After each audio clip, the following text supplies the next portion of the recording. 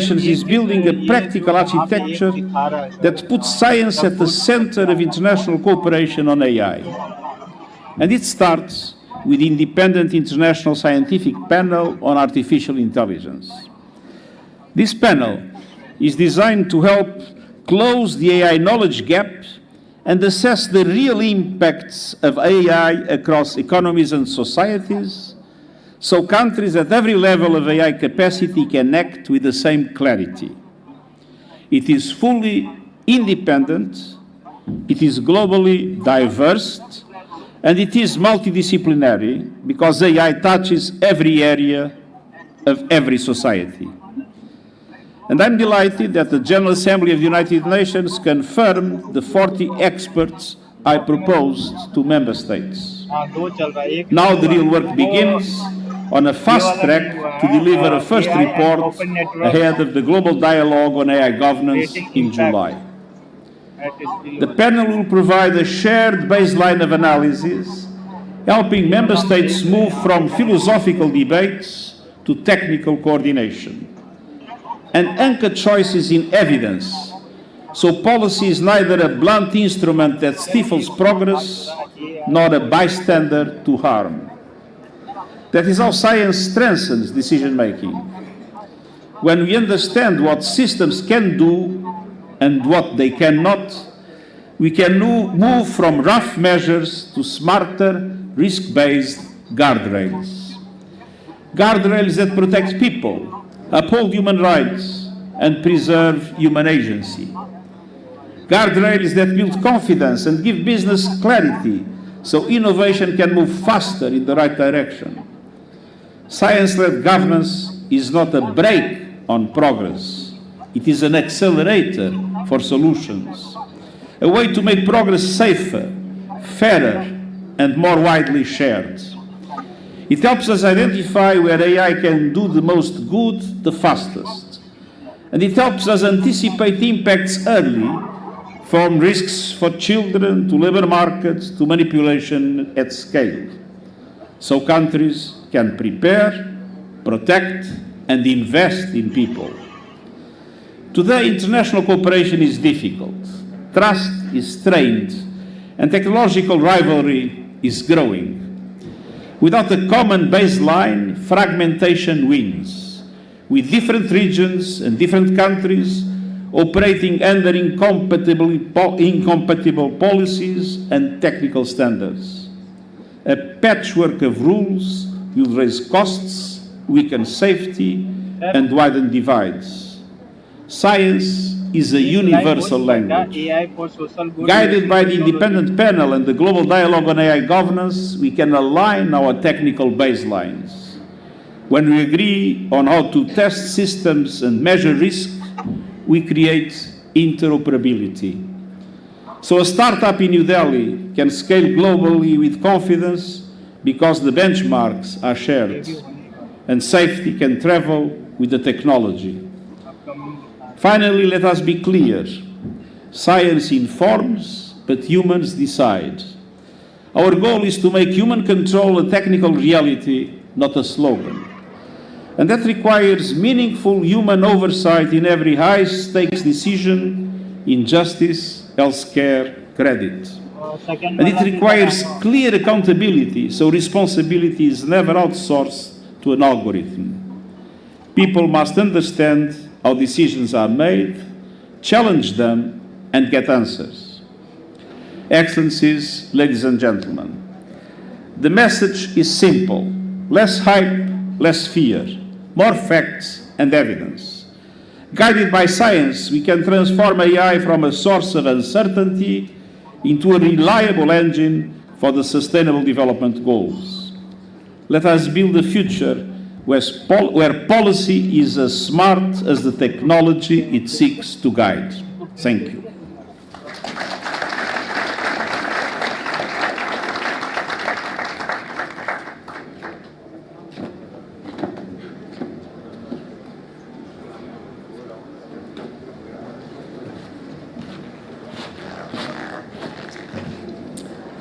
Thank you, Secretary General, for those inspiring opening remarks. Ladies and gentlemen, we were going to have Mr. Brad Smith, Vice Chair and President of Microsoft Corporation, as our next speaker, but he's running a bit late.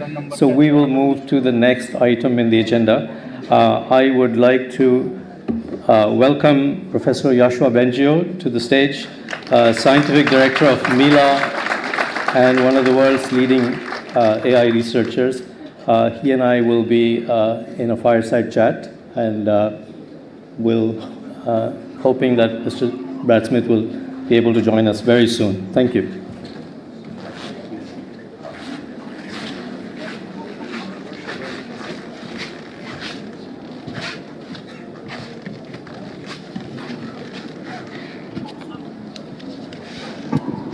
So welcome, Professor Bengio.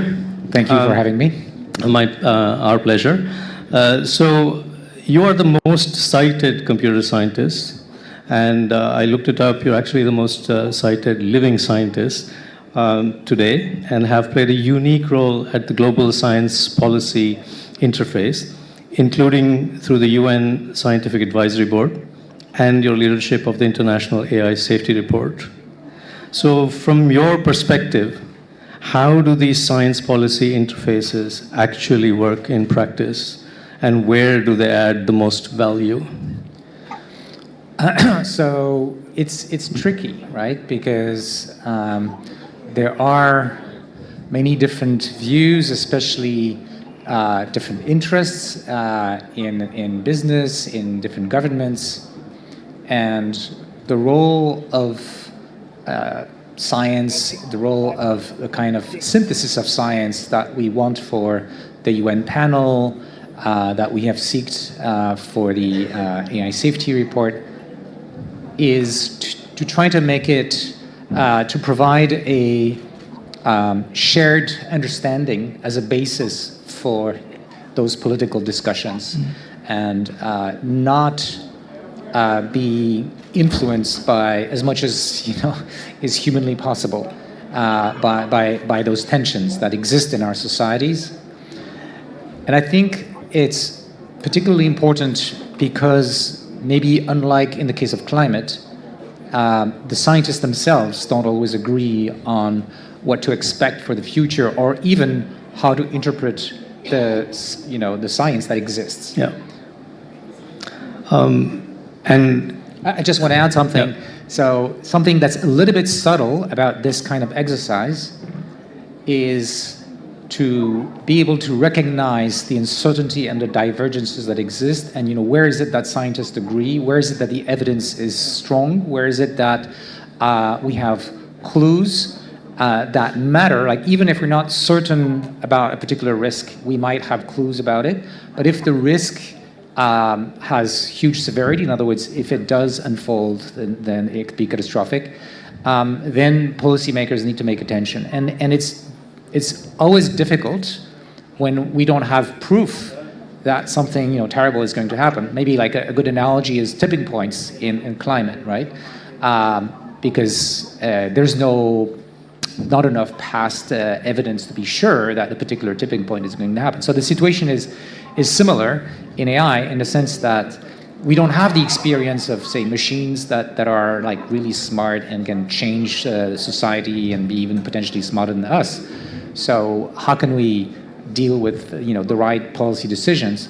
But that's why it is so important to have as neutral and as fact-based evaluation of what is going on available to everyone, and in a language that is accessible to everyone, and of course for policymakers, which, by the way, is difficult for scientists to achieve.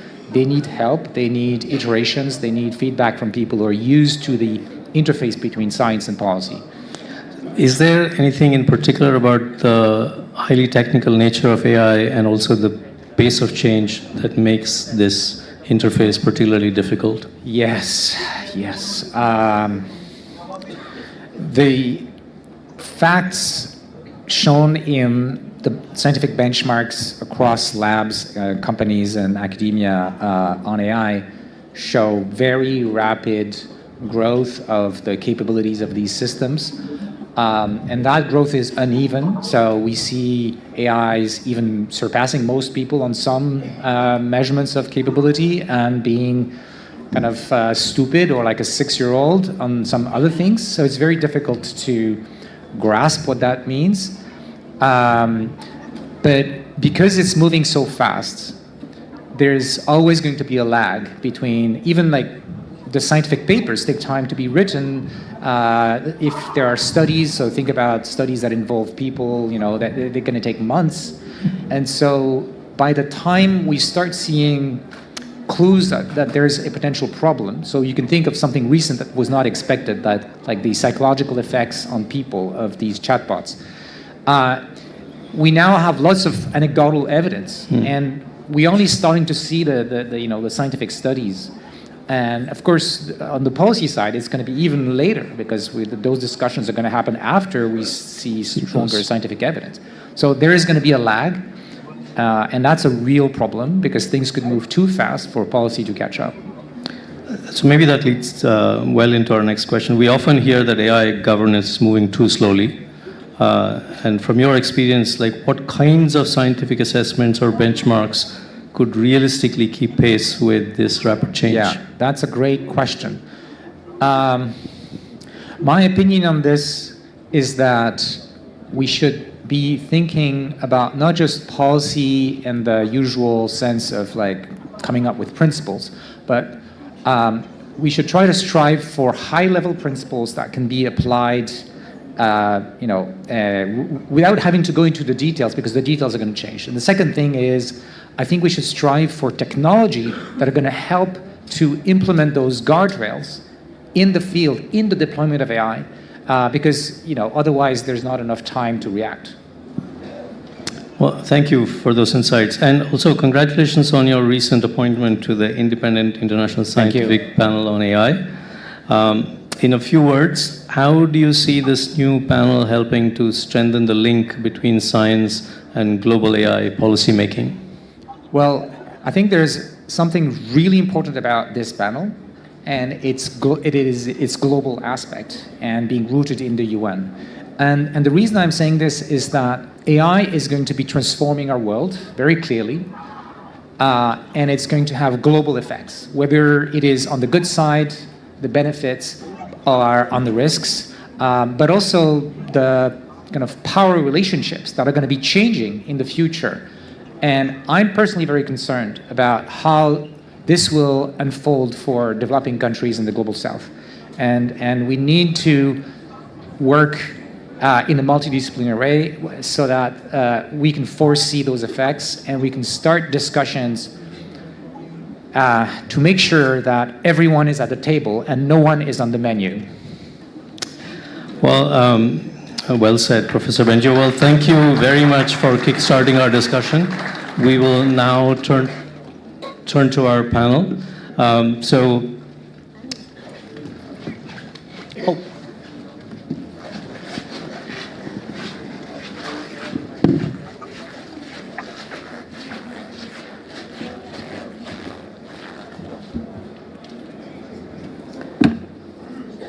So, ladies and gentlemen, it is essential that discussions about AI policy include the voices of key industry actors. And I am pleased to invite Mr. Brad Smith, Vice Chair and President, Microsoft Corporation, for his keynote address.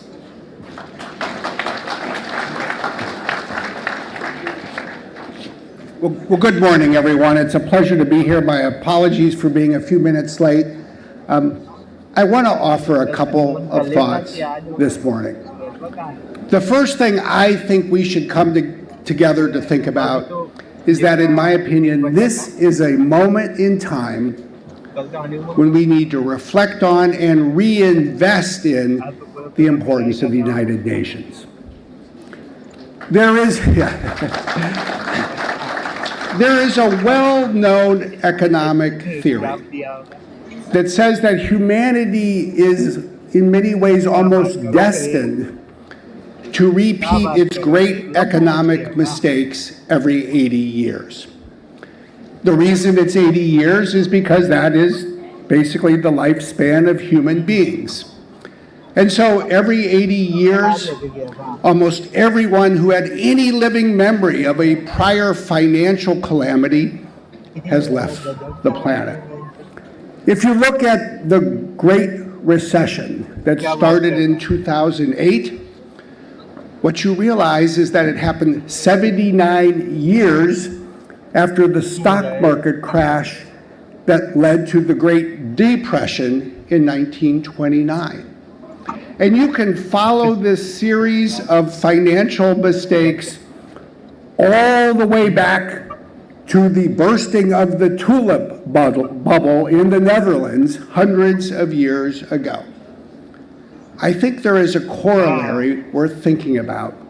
Just as there is a risk that humanity forgets the mistakes it made 80 years ago, humanity runs the risk of forgetting the great successes it created 80 years ago. It was just over 80 years ago that the world came together to create the United Nations. It was, in my opinion, one of humanity's greatest accomplishments of the 20th century. It is a unique organization in a very imperfect world. And so, of course, on any day in any year, it is possible for anyone to blame the United Nations for the imperfections that we see all around us. But the truth is this: those imperfections are fewer and their consequences are less disastrous, in my view, because of the United Nations. Microsoft, in a job like mine, is that I get to work in a global organization. We have subsidiaries in 120 countries. We do work in 190 countries.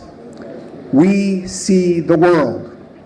It turns out that everywhere we go, we see the United Nations. Sometimes it's the United Nations Development Program working to foster economic development.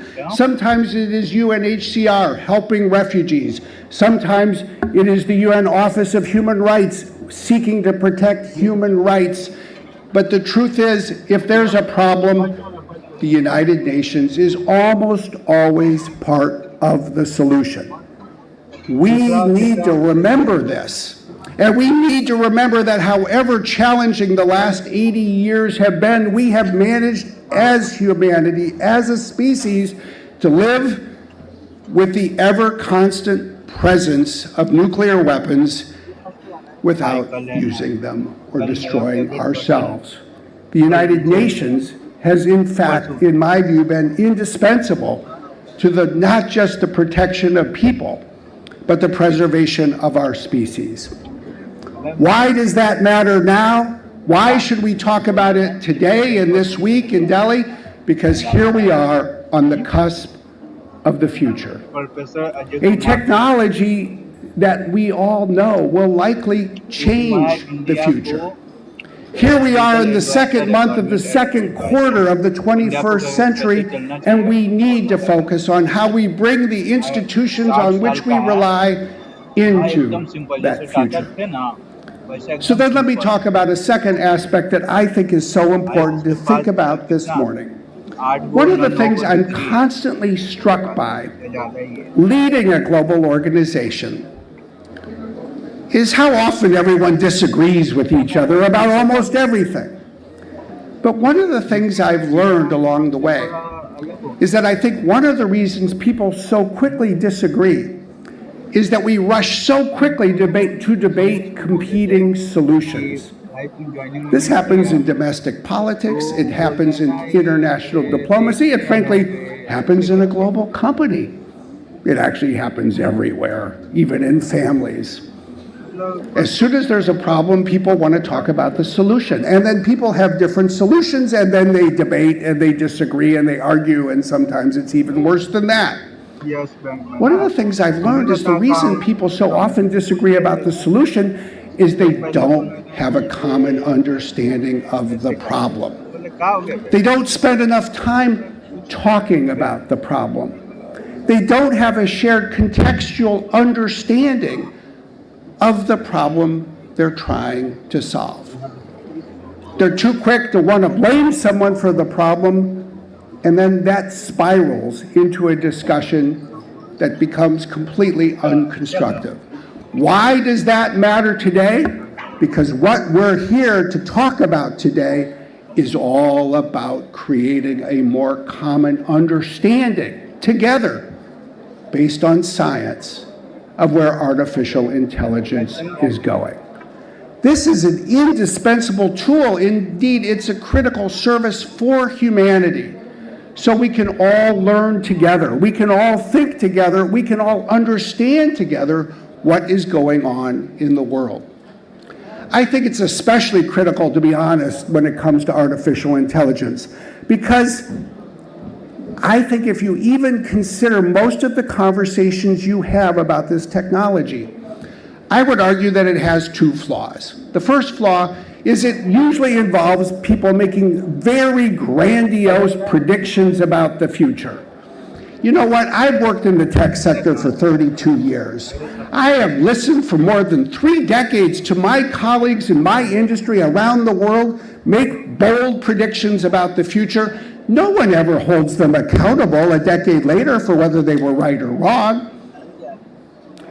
I used the researcher agent in Microsoft Copilot a couple weekends ago, and I loaded a lot of names. I won't say whom, but you can guess. And I saw predictions they made about all the technologies, and look at the predictions they made about when these technologies would come to do something or another, and give them a grade. The average grade was 25%. You couldn't even get close to the top of failing. You were at the bottom. So let's just understand one thing together. There is no such thing as a crystal ball. No one has one. But what we do have is the ability to understand where we are today. And what we do have is a better understanding to just appreciate what is happening each and every year. There's a second flaw, in my view, in many of the conversations that take place, including at this AI summit. Everybody wants to talk about how they're going to make machines smarter. That's interesting. I think it's interesting to imagine living in a world where a data center is like a country of geniuses. But as I mentioned yesterday, compared to the people who lived in the Bronze Age, we're all geniuses already. What that should remind us is that human capability is neither fixed nor finite. And so what really matters is, in my opinion, is not whether we are going to build machines that are smarter than humans. Yes, in some ways we will, but how will we use those machines to make people smarter, to help us do what we need to do? That is what this effort is all about. Let's harness the power of science to build a common understanding of what is changing each year, and then let's connect it with the global dialogue on governance so we can pursue policies that will ensure that this technology serves people. There's no better place to get started than here. There's no better time than now.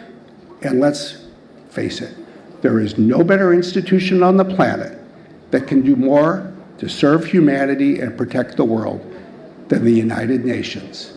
And on behalf of Microsoft, I just want you to know we are putting our full energy and resources to do everything that we can to help. Thank you very much.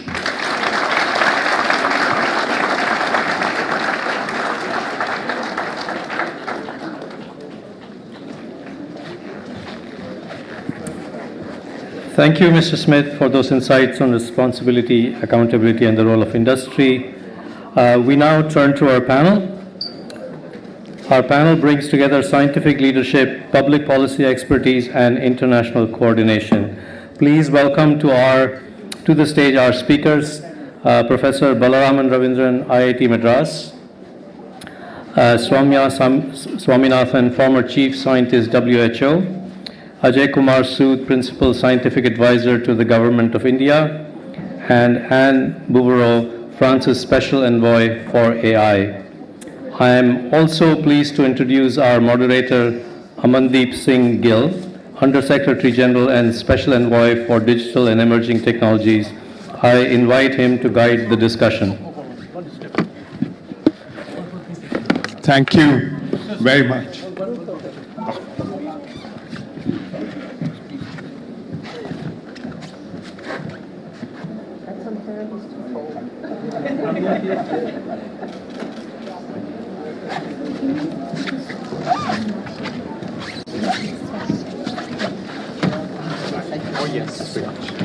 Thank you very much.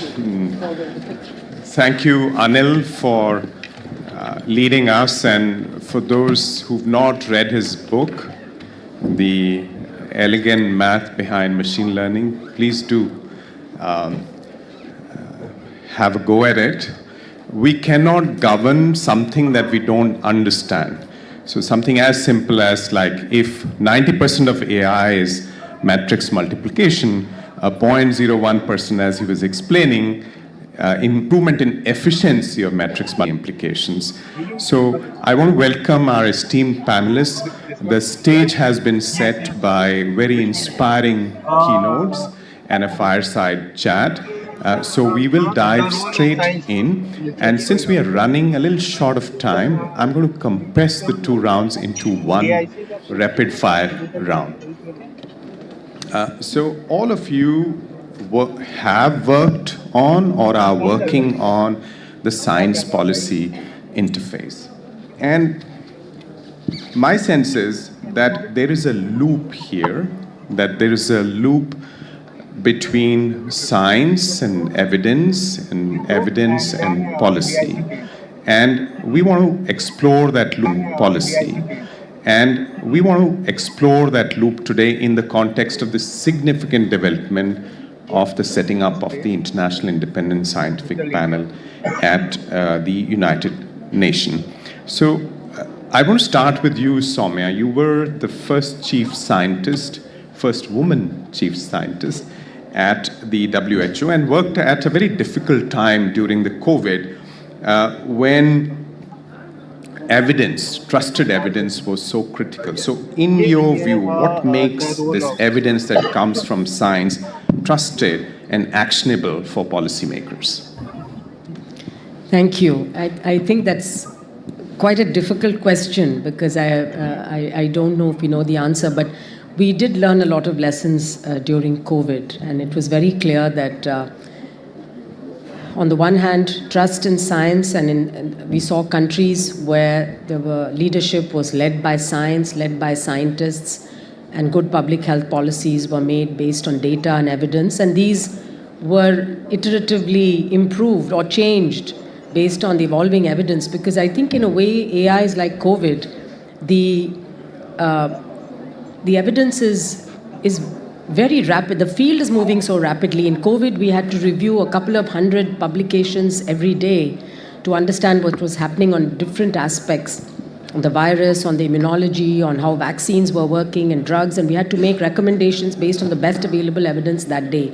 I think we may be in a similar situation with AI, and it's wonderful that the UN has now set up this body, which I see as something like the IPCC.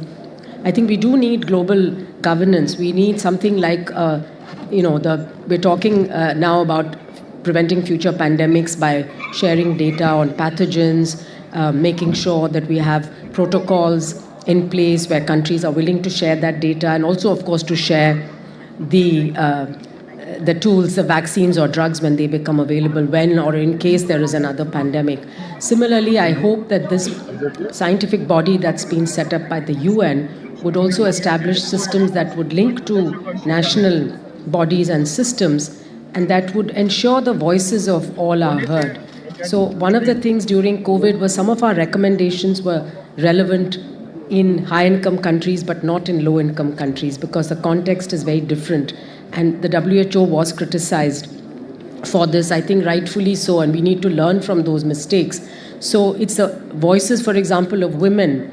A low-income woman, a farmer in a remote place, is going to use technology very differently from a large farmer with access to lots of machines in Europe or North America. So if AI has to work for everyone, then we need to make sure that those voices are heard. And ultimately, I think that loop you talked about, sometimes policy is made in advance of evidence. You have to, you can't wait. But the policy must change. It must ask for the relevant evidence and be able to adapt when that is clear. Thank you very much, Soumya. I'm going to come to you, Ravi, Professor Balaraman Ravindran. Now, as AI policies begin to take shape, and you've been involved in some policy making yourself, what signals from regulators or public sector users should most urgently guide future AI research priorities? So in a sense, the loop coming back into research. So, thank you for that question. So, I mean, AI right now, right, especially in the global south, so we don't completely understand the implications of adopting AI and how is it going to affect, the society, the people, livelihood, and everything. Right? In fact, I also feel that we don't have enough evidence about how AI is even affecting the social fabric, because how are children getting increasingly isolated with the adoption of AI, right? And whether the effect is uniform between cities and in rural India, because the cultural setup is very different and so on and so forth. So if the government, as we heard our Honorable Prime Minister say yesterday, should focus more on youth, right, and the impact of AI on youth, what is the evidence do we have about what is happening in India, right? So we hear stories about, how there is dependence of on AI models of children, and also of people who are, mentally challenged and so on and so forth, who are under stress. But all of these stories are coming to us from the West, right? So what is it that's happening in India? So when we have these kinds of policy decisions that have to be made, the government says that AI should be pushing culture, right? So do we have a benchmark in India that can evaluate the efficiency of or effectiveness of these AI models in agriculture? What are the kinds of flaws, right, that happens when I, for example, build a bot that can act as a co-pilot for a farmer, right? So these are bigger challenges. So we have a lot of questions that we have. If I can quickly follow up, where do you actually see evidence for impact in the Sustainable Development Goals space? I mean, just a quick example or two.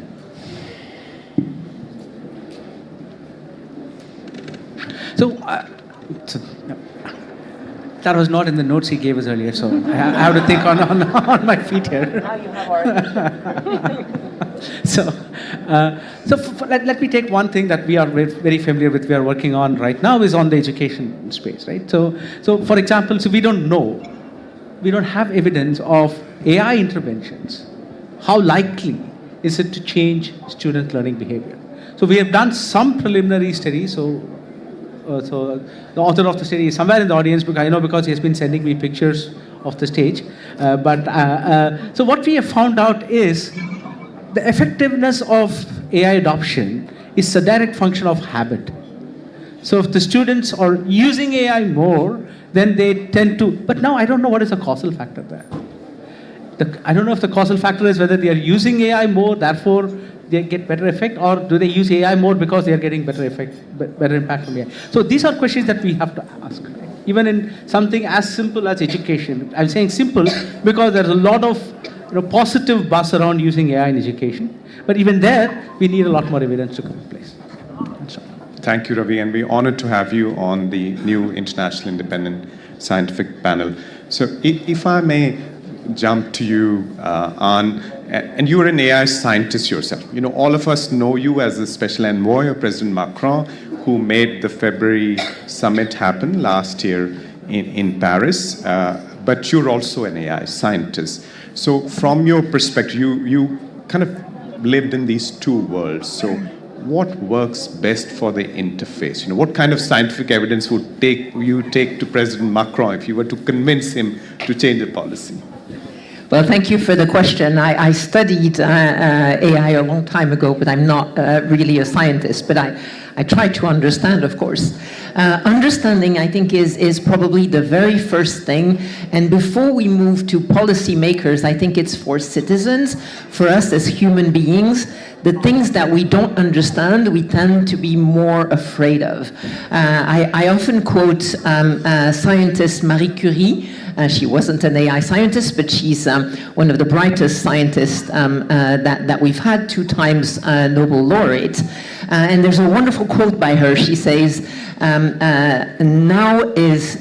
she says, nothing in life is to be feared, everything is to be understood. And now is the time to understand more, because of course there are more things we can be afraid of at the time when she was living, and now as well. So trying to understand things, having scientific panels is definitely the right thing to do. And we're fully supportive in France of the scientific panel. We're very proud that Joëlle Barral is our nominee. She's a scientist in AI and health and a member of the panel.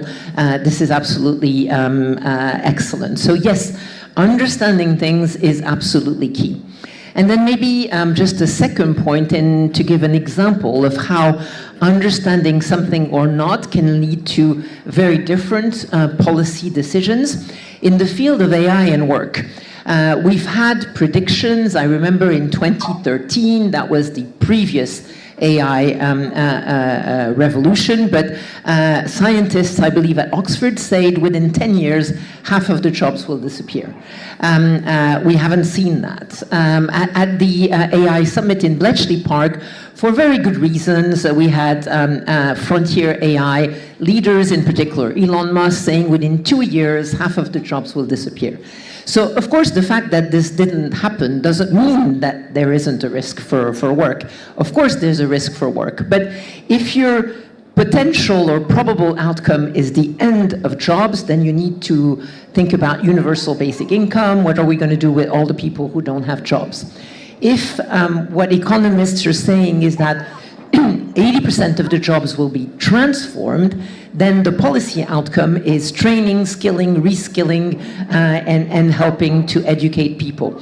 That's why listening to economists and having the International Labour Organization and other institutions really follow closely what is happening in which countries for younger people, for older people, for women, for men, for different types of jobs, that's super important.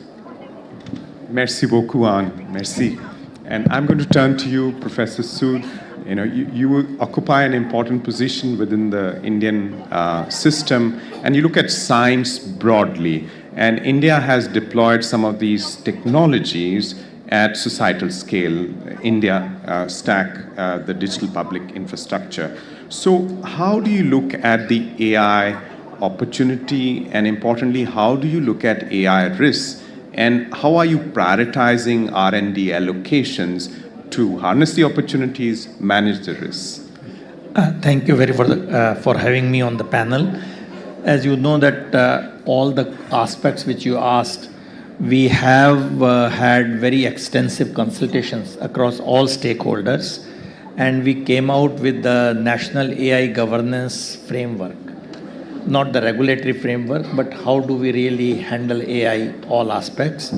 And there we have looked at how do we enable the compute facility, compute resources to our people, because we are not at the scale when a few trillions of dollars are being invested. So we came out with some framework which we think with public-private partnership, we could enable it, and we could see the results of that within a year, as demonstrated in AI Summit, the release of AI sovereign models and so on. Other aspect, which is very important, as you rightly said, the risk assessment. So this is where, as had been mentioned, our experience with the digital public infrastructure, which has been rolled on a very public scale, with the safety and security, which is as difficult as in AI. AI, of course, it's more difficult. We still do not know the risks. But when we were dealing with the digital public infrastructure, either for the financial transactions or for identity verification and so on, it was a challenge. And that was done by embedding governance through technical design. And this, what we call techno-legal, which Honorable Prime Minister said in the Paris Summit and also mentioned here. So this is where we are suggesting that this could be one way to look at. It's not that everything is laid out. We will need a framework for that. We will need technologies for that. But this is one way which will have a smooth interaction if we can bring this techno-legal framework. Thank you so much for those insights. And now that, since we are running out of time, and I'm going to discriminate against the men on the panel, so my apologies in advance. So I'm going to turn back to you, Soumya and Ann, for like 40-second, 30-second reflection. What do you think in terms of the pace and direction of technology, opportunities, including for accelerating scientific discovery and risk? What would be your advice for the International Independent Scientific Panel? Maybe Ann, you can go first, 40 seconds. Yes, I think AI has a strong potential for helping science. We've seen that with the two Nobel Prizes in physics and chemistry a year back. There's many more areas in science where AI can help. It can only be possible if we have databases of scientific data that are available to the world and that are constructed by scientists and funded by governments and international institutions around the world. So this is a very important topic for research. Thank you, Ann. Soumya, you have the last word. Yes, I agree very much with Anne, and I think that the scientific panel could actually help network many more groups of scientists from around the world, perhaps sectorally, for example, what's happening in health, what's happening in education, what's happening in agriculture, looking at the evidences as they emerge, encouraging research, setting priorities, but also looking at safety and risks, because I think that's going to be very important. There may be unanticipated risks and harms that we have not considered. And of course, equity, being a UN-led panel, ensuring that equity is at the heart of AI and it's being done for public good. Fantastic. Thank you. That's a great closing. Ladies and gentlemen, please join me in thanking our outstanding panel. And we are going to move straight to the closing. Over to you, Anil. Thank you to the panel for a rich and forward-looking discussion. To close this session, it is my honor to invite Josephine Teo, Minister for Digital Development and Information of Singapore, to deliver the closing remarks. Minister Josephine Teo.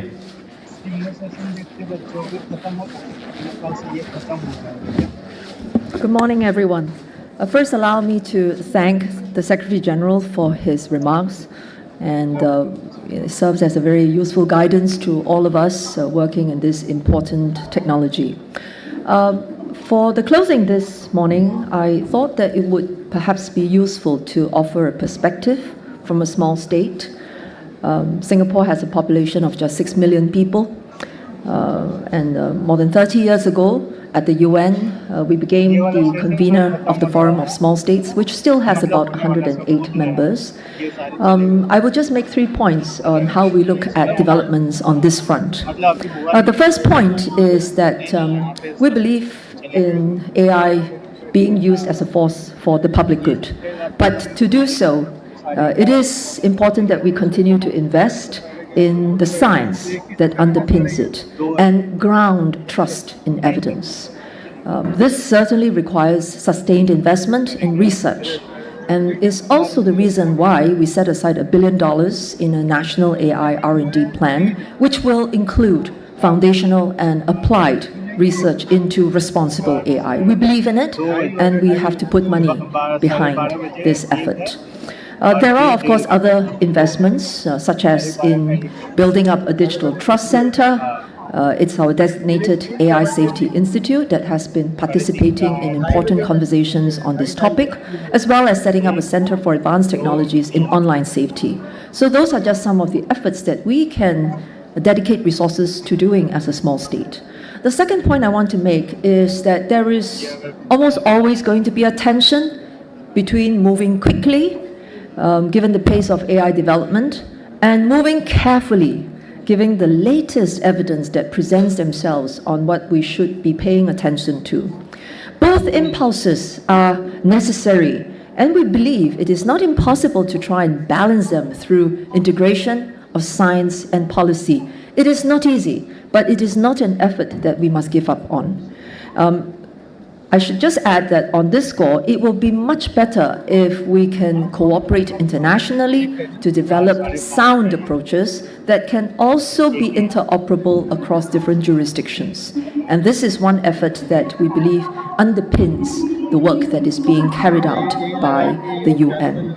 And this brings me to my third point. I want to highlight the important role that an organization like the United Nations plays in facilitating global discourse to bridge science and policy. I cannot overemphasize the importance of this effort. We must recognize that global AI governance landscape is becoming increasingly fragmented. There are multiple initiatives, frameworks, and institutions. The UN's unique value lies in your legitimacy and inclusiveness to encourage interoperability across efforts. The Secretary talked about this too.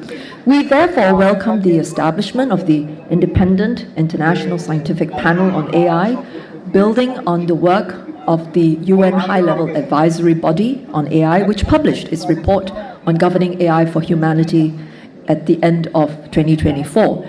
We note that the panel's multidisciplinary approach covering machine learning, applied AI, social science, ethics, all of these are necessary to address the complexity of AI governance challenges. Finally, I would just like to acknowledge that we now have substantial convergence on the high-level AI principles. Joshua talked about this. Transparency, accountability, fairness, safety. But the challenge is in operationalizing them. We need to find standardized evaluation methodologies that work across different regulatory contexts. We need capacity building so that all countries can meaningfully engage with the technical evidence and not just with the large AI research ecosystems. I would encourage all stakeholders to view scientific input not as a constraint on policy flexibility, but as a foundation for more durable, effective governance that can maintain public trust. We need to keep the conversations going, one where science informs governance and governance sharpens science. I would just perhaps end by highlighting Singapore's continued commitment to contribute to advancing these discussions. We were very fortunate to host the International Scientific Exchange on AI safety and to bring about the Singapore Consensus on Global AI Safety Research Priorities. Joshua was in Singapore for this very momentous event. We will continue to participate in joint testing efforts of the International Network for Advanced AI Measurement, Evaluation and Science.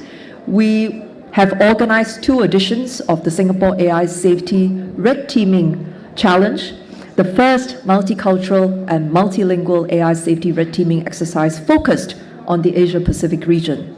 And as chair of the ASEAN Work Group on AI Governance, we have actively spearheaded efforts to foster a trusted environment in ASEAN by adapting global norms and best practices for ASEAN, and in bringing about regional harmonization through the ASEAN Guide on AI Governance and Ethics, as well as expanding it to address the risk in generative AI. We are now working within ASEAN to explore practical tools for AI safety testing and aim to collectively develop a set of AI safety benchmarks that reflect our region's concerns. And finally, I'd like to welcome all colleagues to join us in Singapore for the second edition of the International Scientific Exchange, which we expect to take place on the 17th and 18th of May. And we look forward to furthering our discussions in this area. Thank you very much once again.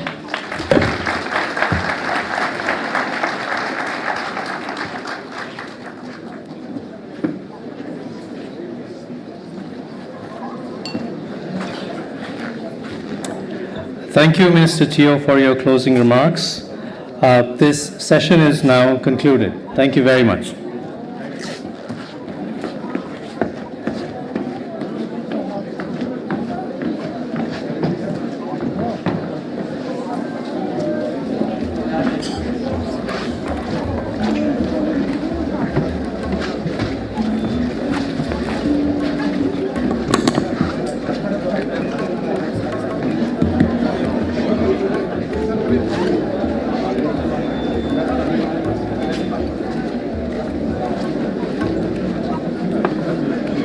खत्म हो गया first वाला the role of science वाला